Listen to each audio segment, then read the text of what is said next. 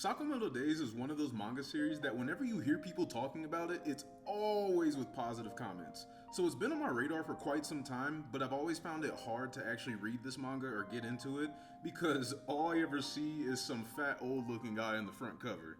But for the last few weeks, I have had multiple people on the channel tell me that I need to check out Sakamoto Days or get into it. So what did I do? Well, at first I did what most people do. I said I'll add it to the series to read. Never actually read it, and yeah.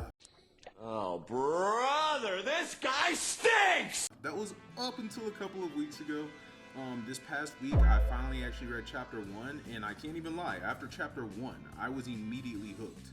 Over the course of this last week, I have read chapters 1 through 31, which put me just at the end of the Lou rescue arc.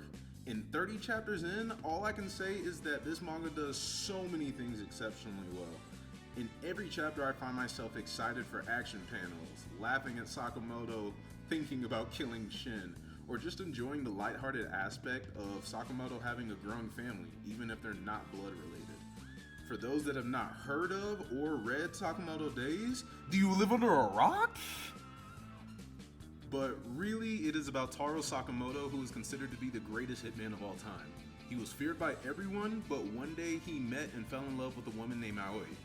After this, Taro retired, got married to her, had a baby with her, they opened up Sakamoto's The Convenience Store together, and on top of that, once all of this happened, Sakamoto got complacent and he got out of shape and fat because of it.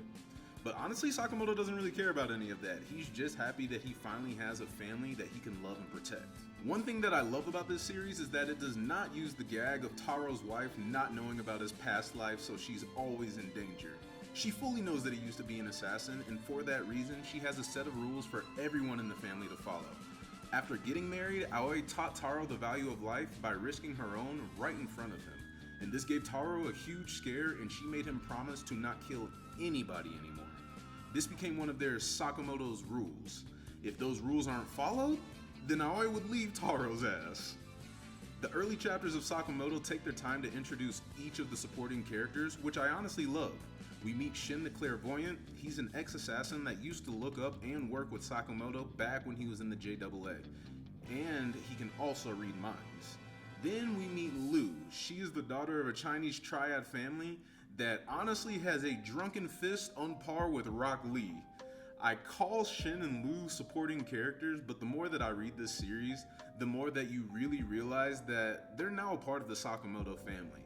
Both characters are essentially saved from their past lives by Taro, and he gives them a chance to work in his shop with the family. This gives them a chance to escape their troubled past lives, and it also gives Sakamoto a chance to continue being the father figure that he's come to know and love to be.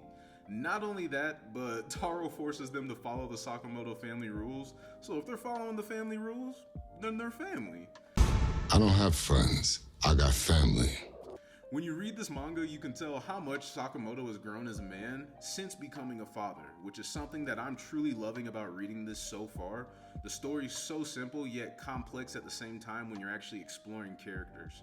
One thing that also blew me away with Sakamoto Days is honestly the fact that this series has some of the best drawn fights that I've seen recently. And I'm only on chapter 32. You see amazing hand-to-hand combat, on-the-spot 1000 IQ plays, and the insane feats that these high-level assassins can pull off. My favorite fight that I've read so far has to be Taro versus Kashima on the train. Taro just gets me giddy like a child when he gets serious, and this fight brought that out of him. When Taro pulled Kashima into that small room and then they just started fighting one-on-one and Taro was serving hand, I was so gassed reading that chapter. On top of that, watching Kashima knock Taro into the train next to them, and Taro sprints so fast that he jumps from one train to the other and pulls back up on him ready to fight. Come on, dog. The Sakamoto fight scenes are so hard-boiled.